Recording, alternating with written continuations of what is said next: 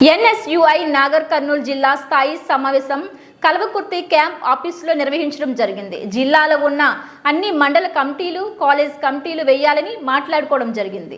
అతిగా ఫీజులు వసూలు చేస్తే వారిపై తగిన చర్యలు తీసుకోవాలి. జిల్లా వ్యాప్తంగా అకాడమిక్ ఇయర్ మొదట ప్రైవేట్ స్కూల్లో నిరుపేద విద్యార్థుల దగ్గర అతిగా ఫీజులు వసూలు చేస్తే అధికారులు తగిన చర్యలు తీసుకోవాలని జిల్లా ఎన్ఎస్యుఐ డిమాండ్ చేస్తున్నామని, అనుమతులు లేని ప్రైవేట్ పాఠశాలలను ముందుగానే మూసివేయాలి.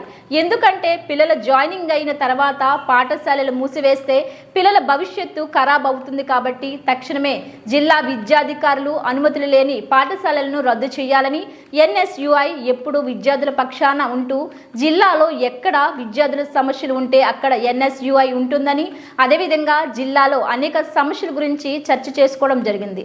ఈ కార్యక్రమంలో ఎన్ఎస్యుఐ నాగర్ కర్నూలు జిల్లా అధ్యక్షుడు రామవత్ సంతోష్, వర్కింగ్ ప్రెసిడెంట్ యశ్వంత్, ఉపాధ్యక్షులు శ్రీను, ప్రధాన కార్యదర్శి తరుణ్, జిల్లా కార్యదర్శులు ప్రకాష్ యాదవ్, కల్వకుర్తి తాలూకా అధ్యక్షులు పరశురాం, నాగర్ కర్నూలు తాలూకా అధ్యక్షులు వెంకటేశ్వర్ రెడ్డి, అచ్చంపేట తాలూకా అధ్యక్షులు లడ్డూ యాదవ్, హైదరాబాద్ యూనివర్సిటీ అన్వేష్ తదితరులు పాల్గొన్నారు.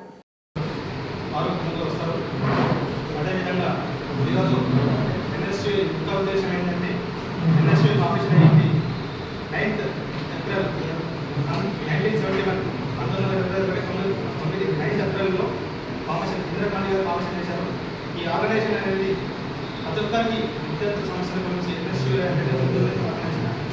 ఏ విద్యార్థికి ఎక్కడైనా సమస్య ఉందంటే ఫస్ట్ వచ్చే ఆర్గనైజేషన్ పేరు కూడా ఎన్ఎస్యుఐ.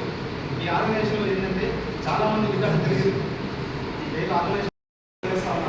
అలాగే మేము ఎన్ఎస్యుఐ అనేది మెయిన్గా ముఖ్య ఉద్దేశాలు కొన్ని 30 సెకండ్స్ ఇస్తారంటే మీరు అర్థం చేసుకోవాల్సింది ఏంటంటే ఎన్ఎస్యుఐ ఆర్గనైజేషన్లో జాయిన్ అయితే ఎలా ఉందో విద్యార్థుల సమస్యల కోసం ఎట్లా పోరాటం చేస్తాం, విద్యార్థుల హక్కుల కోసం ఎలాంటి మంచిగా అన్ని విద్యార్థులు మనం కోరే విధంగా పనిచేయాలని సందర్భం తెలియజేస్తాము. అలాగే అన్న చెప్పినట్టు దేంట్లో ఏంటంటే అన్నకు వెంటనే బలముగా స్టేట్ ప్రెసిడెంట్ ఎమ్మెల్సీ ఎమ్మెల్యే స్థానం వచ్చిందంటే ఫస్ట్ ఎమ్మెల్యే ఇచ్చారు, ఎమ్మెల్యే నుంచి ఎమ్మెల్సీ ఇచ్చారు.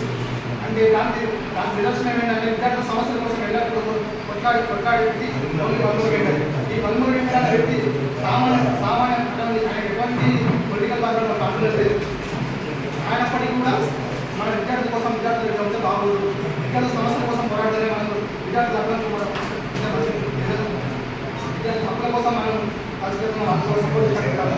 కానీ ఈ సమస్యలకు ఎప్పటికీ ఏ విద్యార్థికి అప్పుడు కొంచెం ఫోన్ చేసిన ఏ విద్యార్థి ఏ సమస్య ఉన్నా సరే, చిన్న సమస్య ఉన్నా సరే, కానీ విద్యార్థులు మెయిన్గా ముందొచ్చి ఆర్గనైజేషన్ పనిచేసే ఆర్గనైజేషన్. కాబట్టి మన అభివృద్ధిలో భాగస్వామ్యం కావాలి. ఈ ఆర్గనైజేషన్ ఎంతో మన పరిస్థితిలో ఉంటుంది. మన ఓన్ స్టేట్ లెవెల్ అసలు ఇండియా లెవెల్లోనే వరల్డ్ వైడ్గా ఆర్గనైజేషన్ అనుకోండి. ఈ ఆర్గనైజేషన్ అందరికీ సహకరించాలని సందర్భం తెలుసు. పోయి నాకు కానీ మన డివిజన్ జరిగింది ఏమో అన్ని ఆర్గనైజేషన్ మాట్లాడలేదు.